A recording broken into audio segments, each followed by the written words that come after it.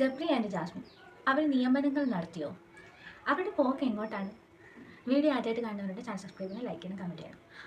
നല്ല രണ്ട് പ്ലെയേഴ്സാണ് അവർ. നന്നായിട്ട് തന്നെ അവർ കളിക്കുന്നുണ്ട്. നല്ല ആക്റ്റീവായിട്ട് തന്നെയാണ് അവർ നിൽക്കുന്നത്. വീട്ടിലെ എല്ലാ കാര്യങ്ങളിലും അവർ ഇടപെടുന്നുണ്ട്. എല്ലാ കാര്യങ്ങളിലും ഗെയിമിലായാലും ഇന്നലെയൊക്കെ നല്ല ആക്റ്റീവായിട്ടായിരുന്നു നിന്നത്. പക്ഷേ ഒരു കാര്യമുണ്ട്, ഇതൊരു ഷോയാണ്. അപ്പോൾ ഈ ഷോയിൽ പറയുന്ന കാര്യങ്ങൾ നമ്മൾ പ്രേക്ഷകർ കേൾക്കാൻ വേണ്ടിയിട്ടാണ് അവർ മൈക്ക് ധരിക്കുന്നത്. പക്ഷെ പലപ്പോഴും അവർ മൈക്ക് മാറ്റി വെച്ച് മൈക്ക് ഊരി വെച്ച് ഒക്കെ സംസാരിക്കും. ഇത്തരം കാര്യങ്ങളെയൊക്കെ കർശനമായി നിയമലംഘനമാണെന്ന് ജാസ്മിനോട് പറഞ്ഞു കൊടുത്തതുമാണ്. പക്ഷേ വീണ്ടും അവരൊരു 11 മണി കഴിഞ്ഞ് കഴിയുമ്പോഴാണ് കൂടുതലും രഹസ്യമായിട്ട് സംസാരം തുടങ്ങുന്നതും. പേഴ്സണൽ ലൈഫിൽ അവർ രഹസ്യമായി സംസാരിച്ചോട്ടെ, അതൊന്നും നമുക്ക് പ്രശ്നമുള്ള കാര്യമല്ല, അതിൽ ഇടപെടാനും പാടില്ല നമ്മൾ. പക്ഷേ ഇപ്പോൾ അതങ്ങനെയല്ല. ഇങ്ങനൊരു ഷോയിൽ വന്ന് നിൽക്കുമ്പോൾ ആ ഷോയിൽ കാണാൻ നിൽക്കുന്ന നമ്മൾ പ്രേക്ഷകർ, അവർ പറയുന്ന ഓരോ കാര്യങ്ങളും നമ്മൾ കേൾക്കണം. അവരിനി ഗെയിം പ്ലാൻ ചെയ്യുന്നതായാലും അവരുടെ പ്ലാനിങ് ആയാലും ഒക്കെ നമ്മൾ അറിയണം. പക്ഷേ ഇതൊന്നും നമ്മൾ കേൾക്കാത്ത വിധം അവർ ഇത്രയും രഹസ്യമായി പറയുന്നത് അത്ര ശരിയായ കാര്യമല്ല. അത് നോട്ടീസ് ചെയ്യപ്പെടേണ്ടത് തന്നെയാണ്.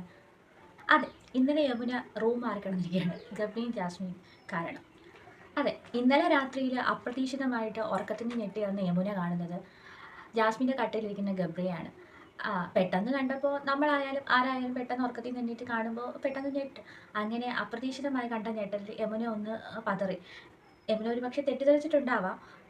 അതിനുശേഷം യമുന ഇറങ്ങി ഡെന്നിൻ്റെ റൂമിൽ ചെല്ലുകയും അവിടെ ചെന്ന് അൻസിബയോട് പറയുകയും ചെയ്തു, ഞാനിങ്ങനെ കണ്ടു, ഞാൻ പെട്ടെന്ന് തെറ്റിദ്ധരിച്ചു പോയി, അവർ തമ്മിൽ എന്താണോ എന്തോ ഇങ്ങനെ പറയുന്നുണ്ട്. അപ്പോൾ ഋഷി പറയുകയും ചെയ്യുന്നുണ്ട്, അവർ തമ്മിൽ ഇതൊന്നും അല്ല, ഇതിനപ്പുറം ഉണ്ട്, നമ്മൾ പിന്നെ ഇതൊന്നും പറയുന്നില്ല, നോക്കുന്നില്ല എന്നേ ഉള്ളൂ എന്നൊക്കെ പറയുന്നുണ്ട്. ഏതായാലും യമുനയെ പോലെ ഒരു ഏജ്ഡ് ആയ ഒരു വ്യക്തിക്ക് പെട്ടെന്ന് ഇത് കാണുമ്പോൾ ഒരു ബുദ്ധിമുട്ടുണ്ടാവും. നമ്മൾ ഇതൊന്നുമല്ല കാണേണ്ടത്. യമുനയോ ശ്രീരേഖയോ പല വട്ടങ്ങളിൽ ഇതൊക്കെ കണ്ടിട്ടുണ്ടാവും. ഹൗസിലുള്ള പലരും അവരെ കാണുന്നുണ്ട്. പക്ഷേ ആദ്യ സമയങ്ങളിലൊക്കെ എല്ലാവരും ഇതിനെപ്പറ്റി പറയുകയും എല്ലാവരും ഇതിനെപ്പറ്റി ചർച്ച ചെയ്യപ്പെടുകയും എപ്പിസോഡിൽ വന്ന് ലാലേട്ടൻ തന്നെ നേരിട്ട് ഇവരുടെ റിലേഷൻഷിപ്പിനെ പറ്റി ചോദിക്കുകയൊക്കെ ചെയ്തിട്ടുണ്ട്.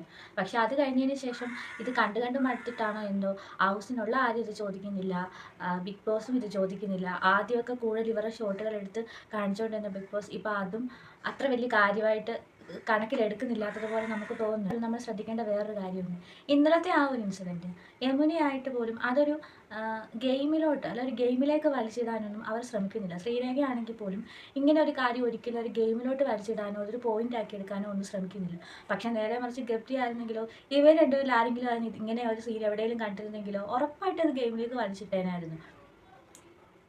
ഇനിയും മുന്നോട്ടുള്ള ദിവസങ്ങളിൽ അവരതിനെ ആയുധമാക്കി എടുക്കുമെന്ന് നമുക്കറിയില്ല. എന്തായാലും പുതിയ വീഡിയോ ഒക്കെ ആയിട്ട് ഞാൻ വീണ്ടും വരും. അതുവരെ ബൈ.